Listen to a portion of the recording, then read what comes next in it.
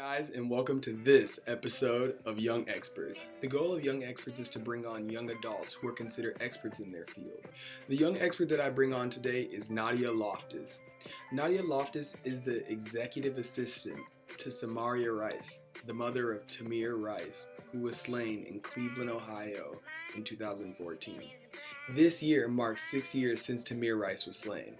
I hope you enjoyed the interview. Hi, my name is Tai Sims. I work at the Cincinnati Herald. I'm also the president of the University of Cincinnati's chapter of the Association of Black Journalists. I also intern at the mayor of Cincinnati's office, as well as the national team coach for the Cincinnati Diving Academy. I'm also a varsity athlete on the UC swimming and diving team. So That's a little bit about me. I was really just thinking about what my organization, as far as the UC Association of Black Journalists, what we could do to just bring light to things like police brutality. You see the Ahmaud thing going on, and I was actually in Indianapolis 2 days ago. There was 3 police shootings in the city of Indianapolis, get this, on the same day within a matter of 8 hours. Wow. Within a matter of 8 hours. It's a time where I think people, youth like you and I think it's our time to step up and for us to speak for change, because if not us, then who? Right. Because and if not now, then when? Then when? You know, I was watching a video the other day, James Baldwin. He said, how much time does it take? He said, you've had my mother's time, you've had my father's time, my aunts, my uncles, my brother, my siblings, some of my nieces and nephews' time.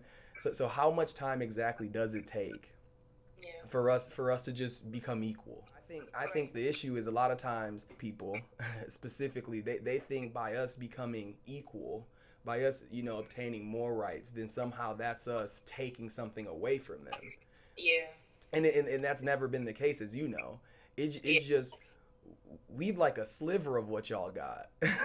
You know what I mean? We'd like to be able to wear a black hoodie, outside at nighttime, and not have to think twice about it, because that's the issue. It's always a second thought. Is this okay?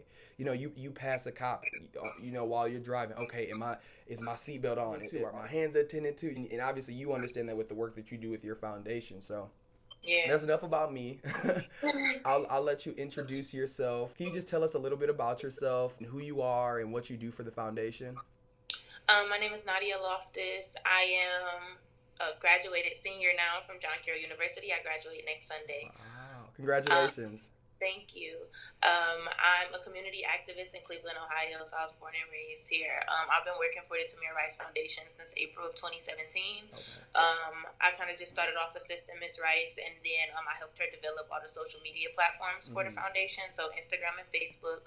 And so I run both of those pages, and then I also just personally assist Miss Rice with stuff pertaining to the foundation, whether it's like scheduling appointments or going to different meetings. And that's just kind of like where I'm at now, working with the foundation post-graduation. Okay. And talk about some of the things that both you and the foundation throughout the year as far as community activism. Okay, so every year we do an event for Tamir's birthday. Okay. As long as I've been a part of the foundation. So we celebrated his Sweet 16 in 2018. And we had an event at the Art Museum here in Cleveland. We did the same thing last year for his birthday, but it was more of an art contest this time. We had an art contest for kids. We've done coat drives for kids in the neighborhood, memorials on the anniversary of his death, because as you may know, it marked 5 years last November, so we had another big event, just like an activist speak out to get some activists there to talk about the issue of police brutality. So that's kind of some of the stuff that we've done over the past couple of years, just community engagement, but a lot of our programs are tailored towards children, because the foundation will be like a youth program, after school program. Right. So a lot of it, like the coat drive and stuff like that, pertains to kids, and the art contest pertains to kids. And so with the art contest, was it you enter money and then there's prizes, or was it just something that the foundation had already gathered resources to be able to give out to the kids? So we gathered all of the resources. We actually had it at Cadell Rec, which is where Tamir was killed at. And he has a memorial there, a butterfly garden that we also keep intact. And the community comes and helps volunteer to keep the butterfly garden going. So we had the art contest there, set up the tables and everything, provided all of the art supplies. We had some donations. All of the donations to the foundation go right into our events. So that's exactly what we did. And we just had the cars. The kids, we had them. The theme was the line between like love and hate, like draw what you feel like will Mm-hmm. represent that. And kids, like they have some amazing projects, and the video is on our social media. But we just did it like that, and all of the community people that came out voted for the kids, and Okay. no money was entered or anything. Like we wanted to always be free so kids can come and be a part of it. Okay. So take me back to about 7, 8 years ago. Tamir was alive at the time, and what was normal life like for the family back then? So, Miss Rice has, Tamir made 4 kids for her. Mm-hmm. So she already has 3 other kids. Tamir was her baby, the youngest one out of them. From just being around her and hearing her stories about Tamir, you can tell that everything that she says is so pure. Like Tamir, that's why all of our programs are tailored to kids, because she wants it to depict what Tamir would want. He loved sports, he loved video games, cartoons, drawing. So she always incorporates all of that into the programming, and she always expresses how he was such a happy kid, and just like her baby boy. That's exactly how she talks about him every time. How was he? Did he play sports? Was he a very active kid? Was he a kid that liked to play video games? Who was Tamir Rice, and what should we know about him and his legacy? The main thing to remember about Tamir Rice is that he was a kid. So like he enjoyed, like I said, his mom always tells me how he enjoyed playing sports like soccer, basketball, football, just running around, playing with video games, cars, cartoons. She always talks about the stuff that he did as a kid. But the main thing to remember about his legacy is that he was a child. And that's why, and I know that that's an important factor of why she wants to tailor her work towards children, because she wants all of her work to be about what Tamir would have wanted. All of it is living through him. It's not like her, like it's the Tamir Rice Foundation for her. Right, exactly. So all of the work is tailored to make sure that people remember that this was a kid, and that's why she wants to give those services to kids in the community. Absolutely. Take us to the moment when you personally found out that Tamir had passed, and do you remember that exact moment? Where were you? What was the feeling of that? I remember the day actually. In Cleveland, there's normally it is a lot of violence in Cleveland, so there was honestly a lot of crime happening that day, and 2 of my brother's friends were also killed that day. That Tamir had passed in community violence. So that day was emotional. It was also my little sister's birthday, so it was like a train of just like the news going crazy that day. Like it was so much that had happened. Right. And then when it got to the story of Tamir, it was like a 12-year-old boy. And you looking like in Cleveland, Ohio, because it made me think back to like when I heard about Trayvon Martin. That was 2012. I was still like either in middle school or just starting high school, and that had like shook everything. So when I found out that this had happened in Cleveland, like it's like our own backyard, it kind of was. It was a little bit eerie. Like how did y'all let this happen? Right. And then following that event, I have younger siblings. I'm the second oldest out of 5, and my younger brother, when he had turned 12, I had to explain the story of Tamir to him. Of course. And that's what it's about. That's what it's about, because you have to educate. That's the goal with this interview is my brother turned 12 this year. And so it was another instance of no matter who you are, you're black, and you're always black first. And it doesn't matter how much money your parents make. It doesn't matter what your education is, that you went to law school, that you graduated undergrad, it doesn't matter. You know what I mean? Yes. And it's we're all the same to them. They just see this. Exactly, and that's why and I think a major part of why I started helping the foundation is because I saw a lot of Tamir in my brother, because like I said, regular kid, video games, cartoons, and Miss Rice, like she's very close with my family too, and she loves my little brother, and she always says like that, like I can see that she sees Tamir in a lot of the kids that are out here, and I said, like he was a kid, and that's the main thing to remember. He just happened to be a black kid, and that's what held that target on his back like that. But so when I had to explain that story to my brother, it was before I even met Miss Rice. So to actually be working for her and to have my siblings with me working for her, they come and volunteer too and stuff like that. And I make sure that they're engaged in it, so they know, while they're young, that this is what happened and this is important. So I think that had a major effect on why I was so excited to work for the foundation. It kind of just dropped in my lap, honestly. Right. It was something that was like, I feel like it came full circle, like, being in that moment, having to explain that story, and then being able to actually work and assist this woman is something that, like, bigger than you. Yeah. Yeah. Way bigger. And so when you found out that Tamir had died, what was that emotion? What was there anger? Was there fear? What was that like? It was a lot of anger and fear.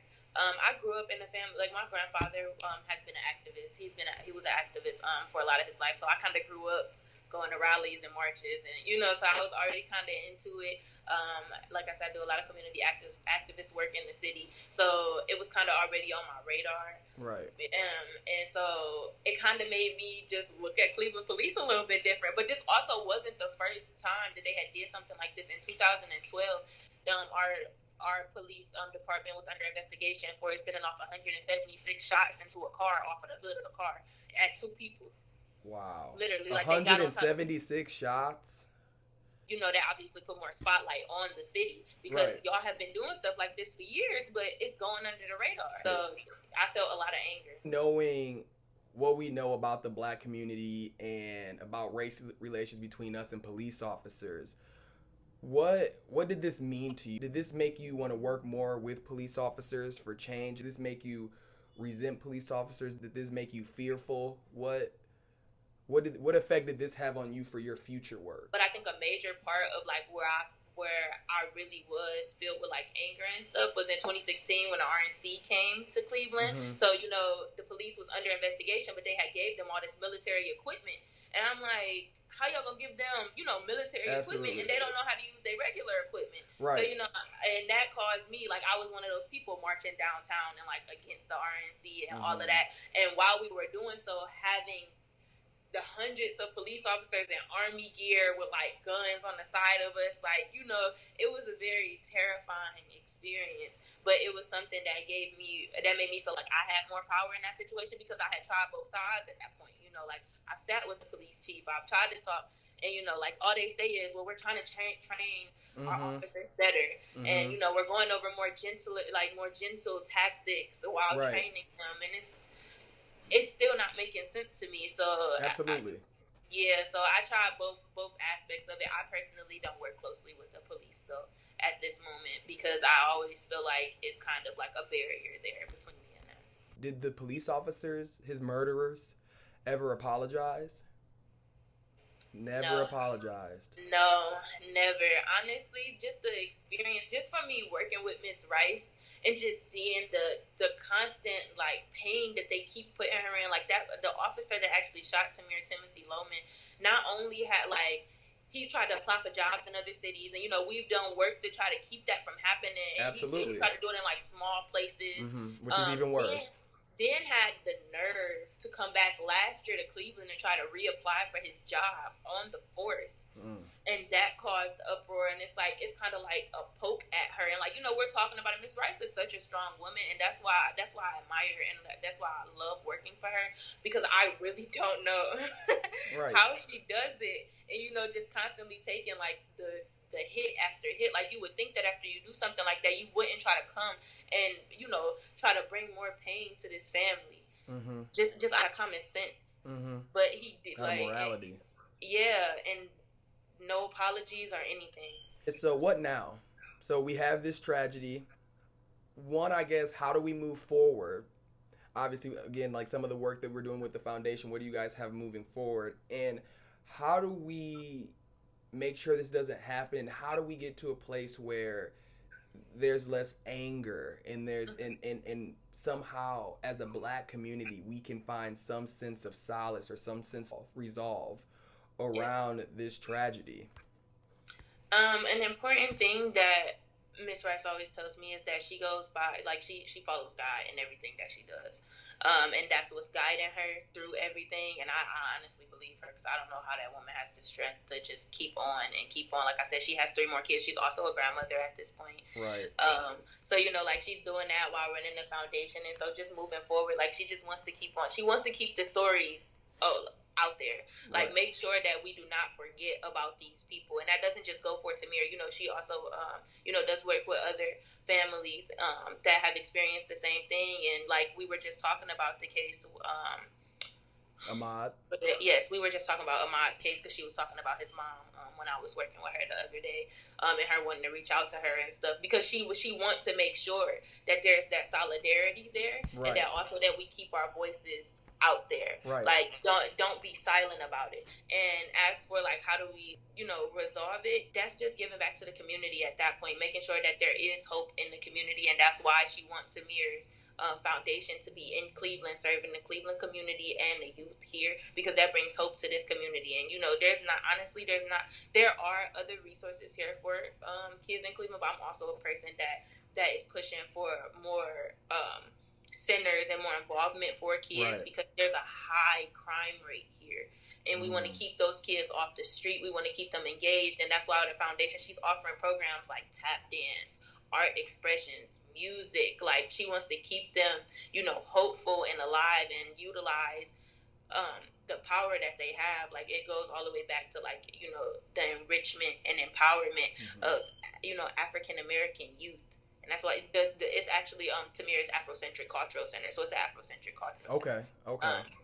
Yes. So it goes right back to making sure that we feel that empowerment within ourselves mainly. Absolutely. So that's kind of how she's keeping that work going, by keeping the foundation alive. With Tamir's 18th birthday coming up, what are you guys going to do to celebrate his 18th birthday?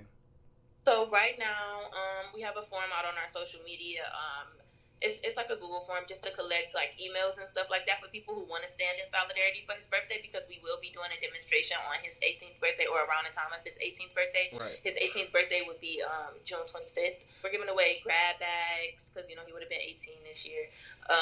For people, we have a partnership with bonfire.com. We're creating a new Tamir t-shirt. This is the one from his Sweet 16. We had some from last year, but we're designing a new one for his 18th birthday. They'll come in 2 colors. Okay. And all of the proceeds end up going right into the foundation because we're currently remodeling the building. Okay. Kids kind of aren't in school, but we want to make sure that they're able to utilize the foundation once school starts back as an after-school program. So those are the things that we're working on for Tamir's birthday right now. Just kind of prepping for that.